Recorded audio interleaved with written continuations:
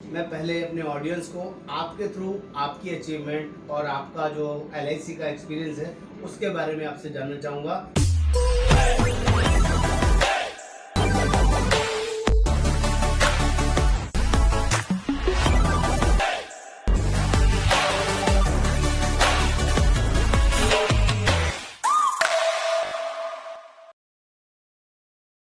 Then फिर other चीज़ों के बारे में आप बताइएगा। पहले अपने बारे में थोड़ा बताइए, कब से आप एलआईसी में काम कर रहे हैं, कितने टाइम से है और क्या क्या आपने यहाँ पे अचीवमेंट करी?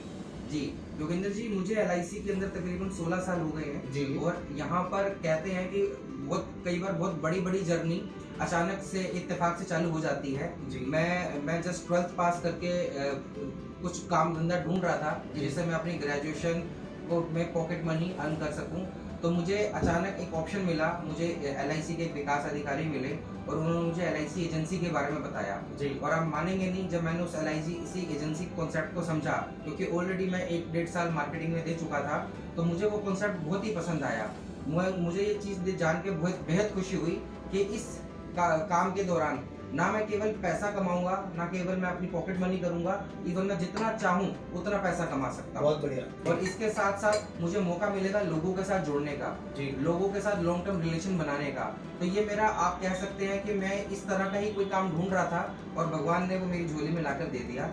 तो शुरुआत हमने की थी एक पार्ट टाइम इनकम के थ्रू, लेकिन धीरे धीरे मेरा इसमें इंटरेस्ट बन गया और उसके बाद आज का समय हमने पीछे मुड़ के नहीं देखा।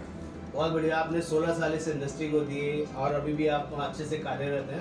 मुझे जानना चाहूँगा, एलआईसी में जो आपने इतना टाइम दिया, क्या मार्केट में आपको चैलेंजेस नहीं आए? बहुत सारे एजेंट हैं एलआईसी में आज भी परेशान हैं। एमडीआरटी क्या किसी भी क्लब में आज तक ज्वाइन नहीं कर पाए। आपने कितने सालों से एमडीआरटी करी, रेगुलर क्लब मेंबर रहे हैं, आपने ऐसा क्या अलग किया जो और लोग नहीं करते? देखिए, अलग की तो कोई बात नहीं। कहते हैं कि अगर आपके पास कोई ऑप्शन ना हो, ठीक है ना, वो एक कहावत भी बनी हुई है कि जो जरूरत है वो इन्वेंशन की, कहते हैं, जननी होती है। बिल्कुल ठीक बात तो है। जब जरूरत थी पैसों की तो बाहर निकल गए और हाथ पैर मारने लगे और कुछ नहीं आता था, मार्केटिंग आती थी, लोगों से बात करना आता था। तो हमने ना तो हम डिपेंड रहे कभी अपने रिश्तेदारों के ऊपर।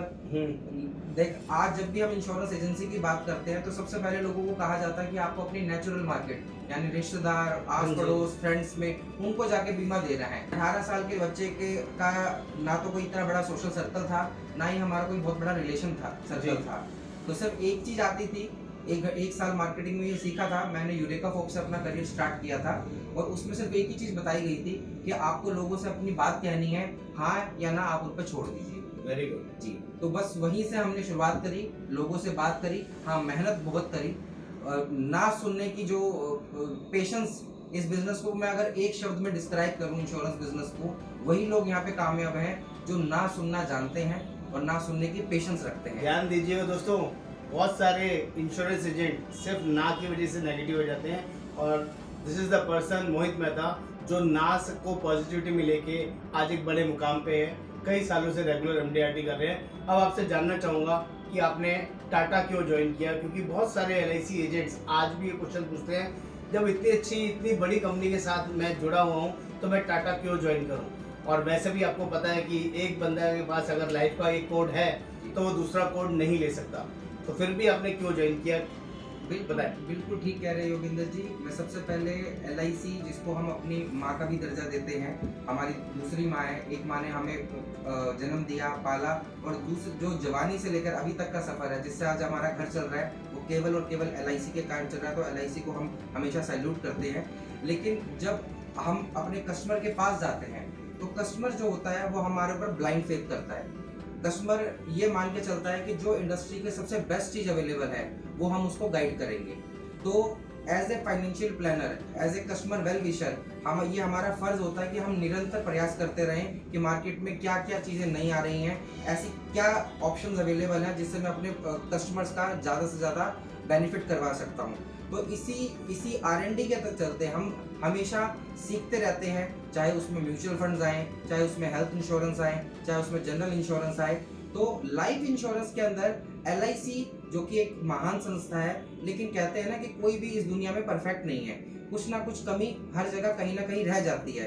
तो जब हम कस्टमर्स के पास जाते थे तो वो कई बार हमारे सामने ऐसी रिक्वायरमेंट रखते थे जिसको जब हम LIC में देखते थे तो हम पाते थे या तो वो अवेलेबल नहीं है, जी वो सोल्यूशन अवेलेबल नहीं है, या अगर अवेलेबल है लेकिन उनको हम दे पाए उस तरह के जो टर्म एंड कंडीशंस हैं वो कई बार फुलफिल नहीं हो पाती थी, और हम चाह के भी अपने कस्टमर्स को वो प्रोडक्ट्स ऑफर नहीं कर पाते थे। जैसे मैं बताना चाहूँगा, सबसे पहले जो कि हिंदुस्तान में 92% गैप है वो है प्रोटेक्शन का। ओके और प्रोटेक्शन जो है मनी बैक या सेविंग प्लान के थ्रू आप कभी भी अपने कस्टमर को पूरी तरीके से प्रोवाइड नहीं कर सकते। बिल्कुल सही कह रहे हैं। तो उसका एकमात्र सॉल्यूशन है जो टर्म इंश्योरेंस। जी। आज ऐसा टर्म इंश्योरेंस एक ऐसा प्रोडक्ट है, एक ऐसा नाम है जिसको हर व्यक्ति जानता है, चाहे वो LIC से जुड़ा हो चाहे ना जुड़ा हो। आज इवन कस्टमर सामने से, मुझे कई बार लोगों का सामने से फोन आया कि हमें एक टर्म इंश्योरेंस लेना है, और हमने उस टर्म इंश्योरेंस को LIC के थ्रू कुछ प्रपोजल फिल भी करे, लेकिन कुछ ना कुछ कंडीशंस आ गई। कभी वो मेडिकल चेकअप्स को लेके, कभी कस्टमर मेडिकल चेकअप सेंटर पे नहीं जाना चाहता था, वो चाहता था कि उसके होम विजिट हो जाएं, या मेडिकल चेकअप के उसको चार्जेस ना देने पड़े, या केस वो जल्दी से जल्दी उसका पास हो। लेकिन कई परेशानियों के चलते हमने ये देखा कि LIC के अंदर टर्म इंश्योरेंस को मैनेजमेंट उतना ज़्यादा प्रमोट नहीं करती जितना वो सेविंग और एंडोमेंट्स को करती। सच्चाई है, इसमें कोई दो राय नहीं है। मैं भी काफ़ी टाइम से LIC से रिलेटेड काफ़ी लोगों के साथ जुड़ा हूँ, जो ये हमेशा बोलते हैं कि अगर बड़ा प्रपोजल है या कोई टर्म प्लान है, ऑब्वियसली छोटा नहीं होता, term plan 50 lakh, 1 crore, 2 crore, 5 crore range में हो सकता है, उसको कम से कम इशू कराने में कितना टाइम लगता है LIC में?